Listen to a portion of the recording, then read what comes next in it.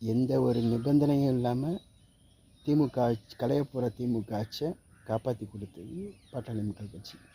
சும்மா பாட்டாளி அமைச்சர் பதவியாக இருந்தாலும் எம்பி பதவியாக இருந்தாலும் திமுகவில் ஆள் இல்லாமலாம் இல்லை. ஏன் அவங்கள்ட்ட ஆள் இல்லாததுக்கு பாட்டாளி மக்கள் கட்சியில் அமைச்சர் பதவி கொடுக்குறாங்க? எந்த ஒரு நிபந்தனையும் இல்லாமல் களைய போகிற திமுக ஆட்சியை ஆதரவு கொடுத்து தன் சட்டமன்ற உறுப்பினர்கள். வணக்கம். ஏன் இந்த காணொலின்னு சொன்னாக்கா, வழக்கமாக ஃபேஸ்புக்கில் தான் போடுவேன். இந்த விஷயத்தை நான் காணொலியாக தான் போடணும். ஏன்னா எல்லாருக்கும் படித்து விளக்கத்தை தெரியறது, படிக்கிறதுக்குலாம் இப்போ யாருக்கும் டைமும் கிடையாது. அண்ணன் டிவிகே தலைவர் அண்ணன் வேல்முருகன் அவர்கள், டிவிகே தலைவர் டிவிகேனாவே இந்த விஜய் கட்சியில் வரும். தமிழர் வாழ்வுரிமை கட்சி, கட்சி பேரை மறந்துட்டு அந்தளவுக்கு பேசி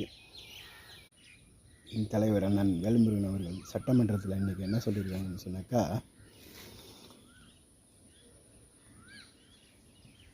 பாட்டாளி மக்கள் கட்சியின் பயணிக்கும்போது அன்புமணிக்கு அமைச்சர் பதவி, திமுக தயவால் அன்புமணிக்கு அமைச்சர் பதவி வாங்கினோம்னு ஒரு வார்த்தையை சொல்லியிருக்காப்புல. அப்போ திமுக அமைச்சர் பதவி பாட்டாளி மக்கள் கட்சி கொடுக்குதுன்னா திமுகவில் ஆள் இல்லாமல் கொடுக்கல. பாமக இல்லைன்னா திமுக ஆட்சி களைய போகிற திமுக ஆட்சியை பாமக எந்த ஒரு நிபந்தனையும் இல்லாமல் ஆதரவு கொடுத்து களைய போகிற திமுக ஆட்சியை காப்பாற்றிச்சு. 2004ன்னு நினைக்கிறேன்.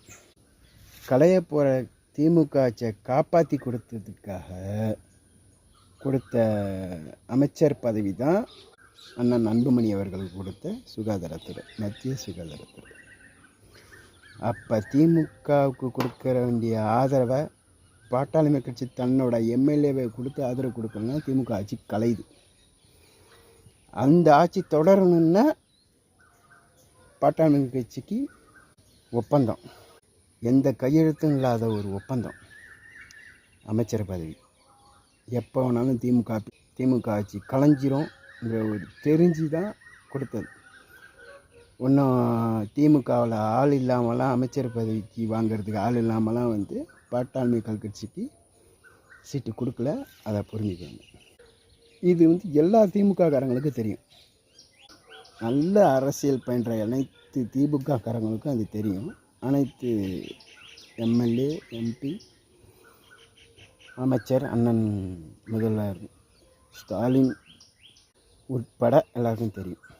களைய போகிற ஆட்சியை காப்பாற்றினது பாமக தான். பாமக தயவுன்னா திமுக ஆட்சி கலைஞ்சிருக்கும். இதுதான் வார்த்தை. பாமக